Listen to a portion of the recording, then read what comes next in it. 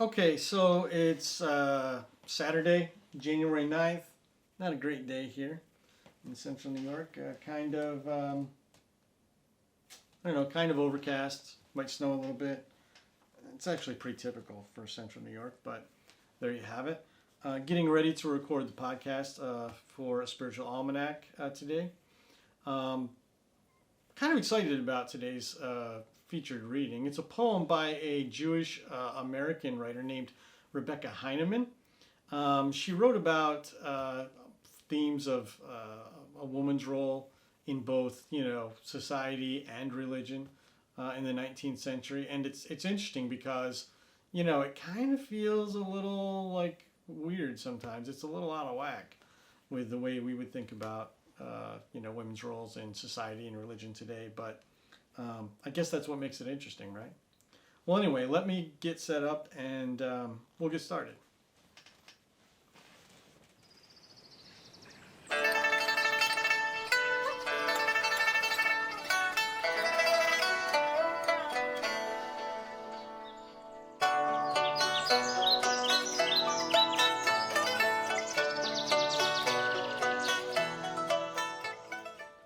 Welcome to a Spiritual Almanac for Saturday, January 9th, 2021.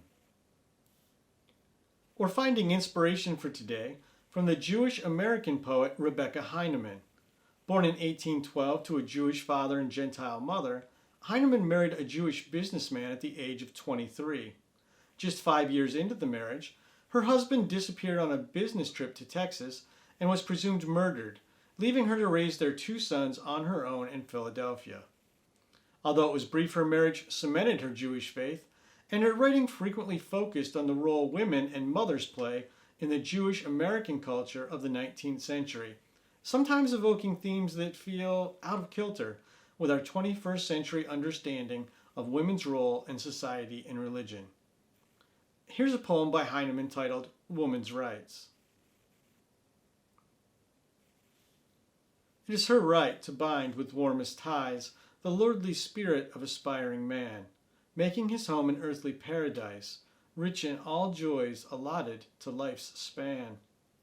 Twining around each fiber of his heart, with all the gentle influence of love's might, seeking no joy wherein he has no part, this is undoubtedly a woman's right.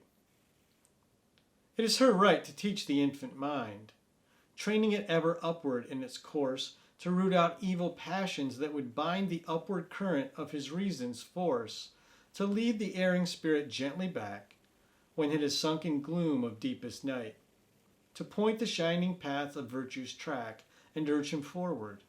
This is woman's right.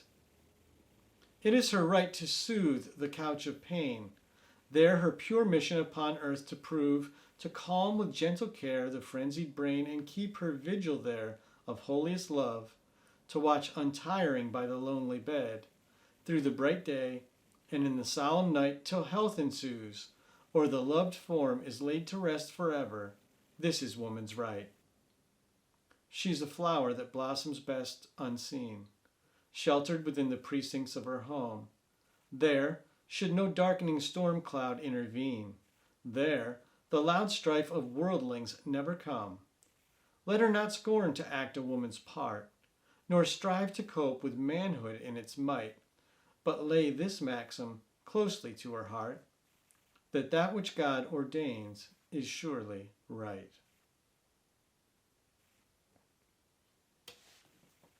Here's some more inspiration for us today. On this day in 1493, Columbus first sighted manatees near the Dominican Republic and mistook them for mermaids. In his journal, he described them as not half as beautiful as they are painted. In fairness to Columbus, mermaids have captured our fascination for centuries. In Assyrian mythology, the goddess Atargatis accidentally killed her human lover and transformed into a mermaid out of shame. In Western mythology, mermaids are often associated with the sirens of Greek mythology, celestial creatures who lure sailors to their death by way of shipwreck or other calamity. In 2009, locals in the Israeli town of Kiryat Yam raised a stir when they reported multiple sightings of an alleged mermaid at sunset. According to one onlooker, suddenly we saw a woman laying on the sand in a weird way. At first I thought she was just another sunbather, but when we approached, she jumped into the water and disappeared. We were all in shock because we saw she had a tail. Today is also the feast of Adrian of Canterbury in the Roman Catholic tradition. Born around 637 in North Africa, Adrian was serving as the abbot of a monastery near Naples when the Archbishop of Canterbury appointed him abbot of the monastery of St. Peter and Paul. Under his leadership, he transformed Canterbury into an important center for learning.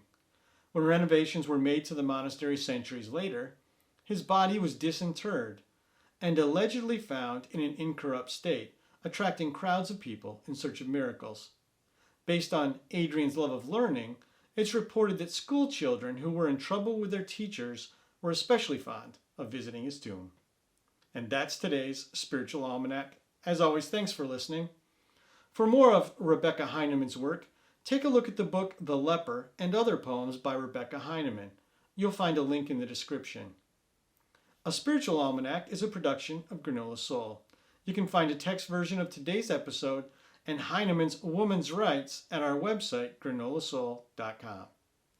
Be kind, take good care, and we'll see you soon.